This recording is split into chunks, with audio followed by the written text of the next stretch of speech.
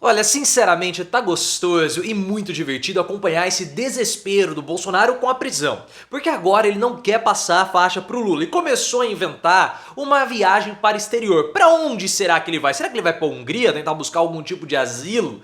A gente não sabe, mas o que nós sabemos é que ele está com medo da prisão e por isso que ele não pode passar a faixa pro Lula. Só que não vai ter consequência alguma ele não passar. Vai ter consequência pro Mourão, porque o Bolsonaro vai liquidá-lo. Você vai colocar nos comentários: o Bolsonaro não passar a faixa pro Lula é uma demonstração que ele é um mau perdedor ou que ele tá com medo de ser preso? Deixa o like se você quer o Bolsonaro preso e, claro, se inscreva no canal. A grande preocupação de Bolsonaro, desde mesmo antes da eleição, é com a prisão, pessoal. A gente sabe disso há muito tempo, já faz aí quanto? 2 anos. 2 anos. Agora parece que a imprensa começou a perceber essa preocupação do Bolsonaro também. Então tudo que o Bolsonaro está fazendo desde o momento em que ele foi oficialmente derrotado pelo Lula é a preocupação com a cadeia. E somente isso. Por isso que em todos os momentos o Bolsonaro ele não admite que ele foi derrotado pelo Lula, porque ele não pode admitir que ele foi derrotado. Porque se ele admitir que a derrota para o Lula foi uma derrota justa, ele perde a narrativa do perseguido,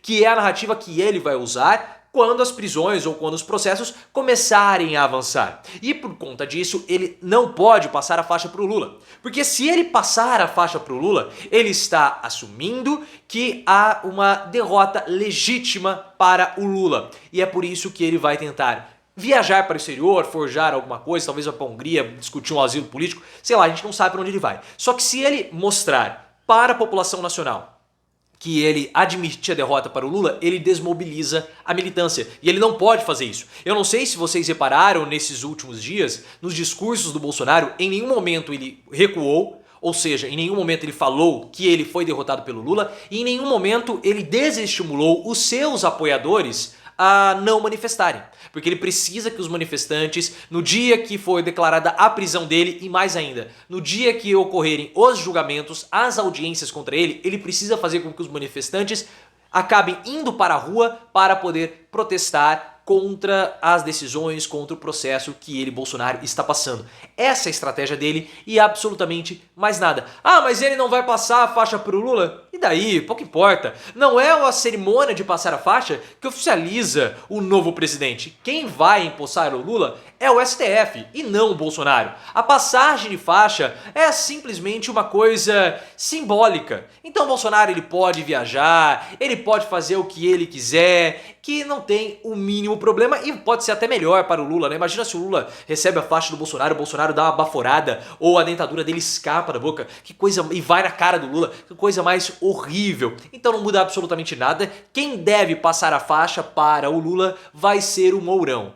E se isso de fato acontecer, acabou pro Mourão. É o fim do Mourão. Então o que pode acontecer é o Bolsonaro, no dia 1º de janeiro, liquidar o Hamilton Mourão. Porque vocês sabem muito bem que nós estamos em uma disputa aberta pelo espólio do Bolsonaro. Porque o Bolsonaro ele vai ser condenado em 4 anos. E se ele for condenado, ele vai ficar inelegível pelos próximos 8. E quem vai herdar esses 49% de votos que o Bolsonaro recebeu no segundo turno?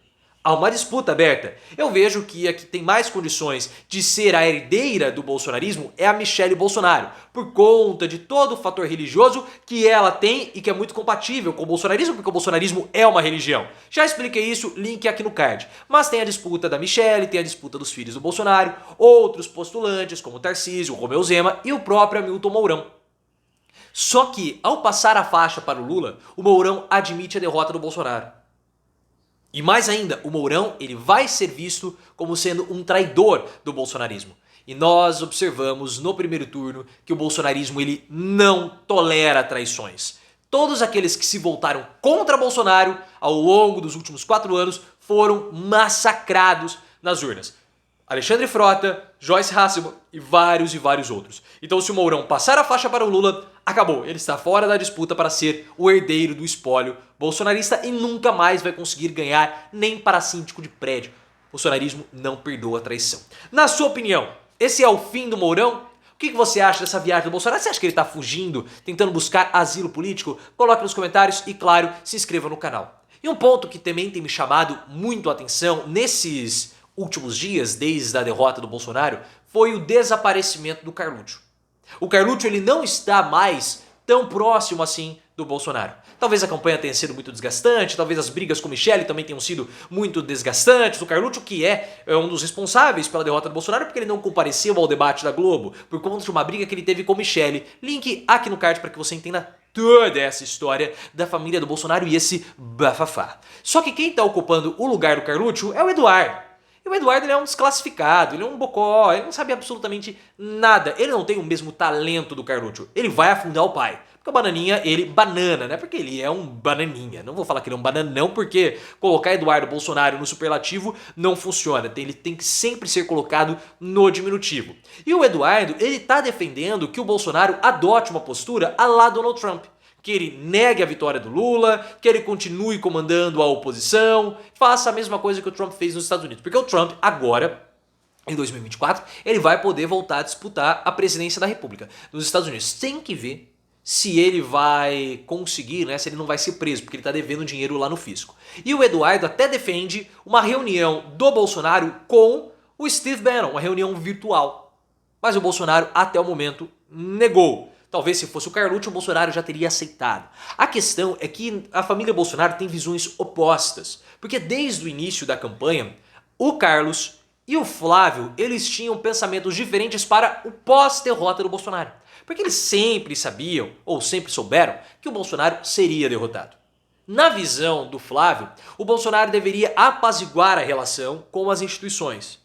Para talvez mostrar uma postura, estamos aqui, me perdoem, coisas do tipo. Porque na visão do Flávio, o Bolsonaro ele teria maiores condições de passar pelas turbulências jurídicas do pós-derrota se ele começasse a distensionar a relação com as instituições. Na visão do Carluccio, o Bolsonaro deveria tensionar ainda mais para não perder a militância. Então são duas versões opostas que estão conflitantes. E o Eduardo Bolsonaro sabe que ele é um bocó, então não vai escutar o Eduardo. Talvez o Bolsonaro esteja esperando a volta do Carluccio para poder definir melhor a sua estratégia até 1º de janeiro. E também os bolsonaros devem estar observando o que vai acontecer com a Carla Zambelli. Esse é um ponto que nós temos que começar também a reparar. Porque a Carla Zambelli teve aquele episódio grotesco e ridículo perto ali da Avenida Paulista, que ela saiu empunhando uma arma, correndo atrás de uma pessoa. Essa investigação foi para o STF. E quem vai ser a responsável por investigar a Carla Zambelli, por fazer toda essa apuração, vai ser a ministra Carmen Lúcia. Como o Bolsonaro perdeu a disputa para o Lula, nós sabemos que os poderes dos bolsonaristas eles acabam dando uma enfraquecida, o que é natural. Então nós temos que ver como vai ser a reação do STF com a Carla Zambelli. Isso aí já pode ser um indício da temperatura institucional que o Bolsonaro vai enfrentar. Claro que o Bolsonaro é muito mais forte do que a Carla Zambelli. Mas a gente já pode começar a mensurar, a ter algumas hipóteses da temperatura, da reação, como que vai ser daqui pra frente, institucionalmente falando, para o Bolsonaro. Então eles também podem estar esperando para os desdobramentos da investigação contra a Carla Zambelli, que também tem uma chance de se dar muito mal e já, fugiu para os Estados Unidos. É uma covardona.